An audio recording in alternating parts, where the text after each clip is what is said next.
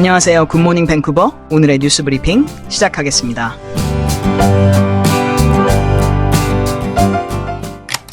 지난 1월 토론토에서 열린 세네카 컬리지와 센테니얼 컬리지의 여자 배구 경기에 무려 5명의 트랜스젠더 선수가 출전하여 압도적인 경기력으로 코트를 누볐고, 정작 여성 선수들은 벤치에 머물러야만 했습니다.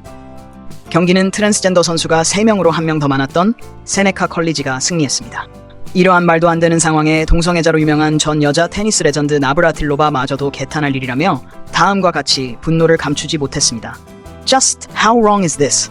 Yup, this wrong. This has to stop.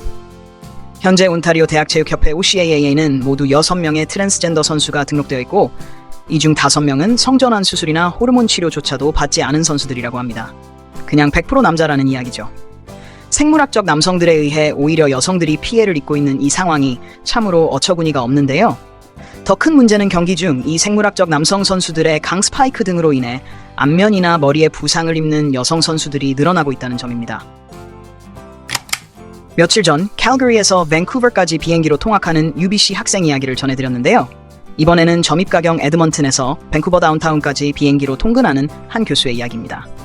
유니버시티 캐나다 웨스트에서 MBA 학생들을 가르치는 니마 나스리안 교수는 밴쿠버의 엄청난 주거 비용을 피하기 위해 에드먼튼에서 밴쿠버까지 비행기로 출퇴근하는 선택을 했습니다.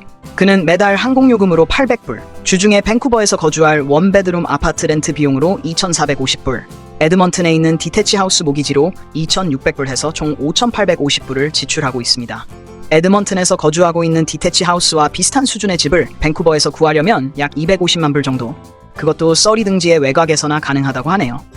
250만 불짜리 하우스로 월 모기지 비용을 계산해보면 매월 거의 12,000불을 모기지로 지출해야 합니다.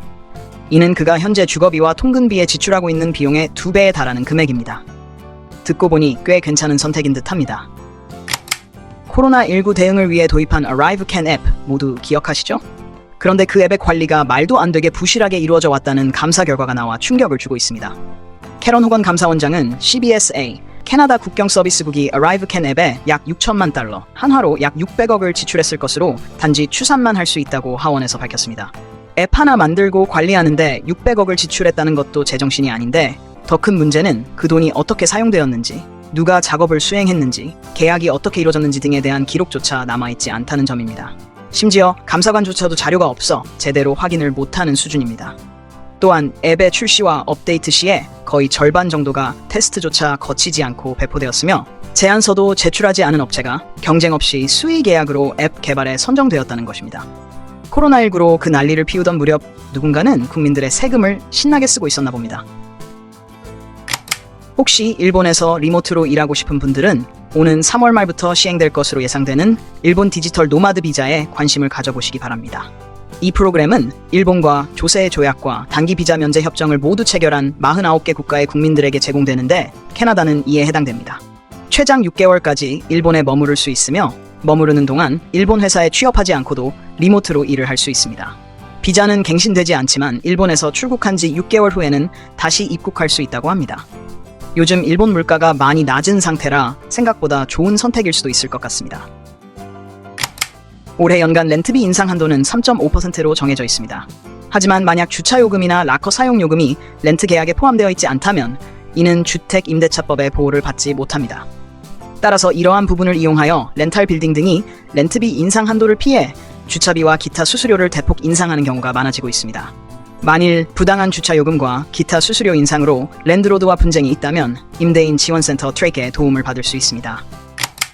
밴쿠버 시의회는 지난 수요일 게스트타운 워터 스트리트의 한 블록과 메이플 트리 스퀘어 주변 지역을 2024년 여름 2달 동안 차량 통행이 금지되는 카프리 지역으로 선포할 것을 만장일치로 결의했습니다.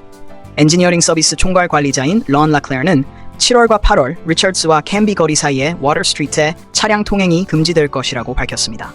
이곳은 게스트타운 증기시계가 포함된 지역입니다. 지난 일요일 코키틀람 센터 캡투스 클럽 인근에서 심야 총격 사건이 발생했습니다. 2명이 총에 맞아 병원으로 이송되었으며 총에 맞은 이들의 상태는 아직 알려지지 않았습니다.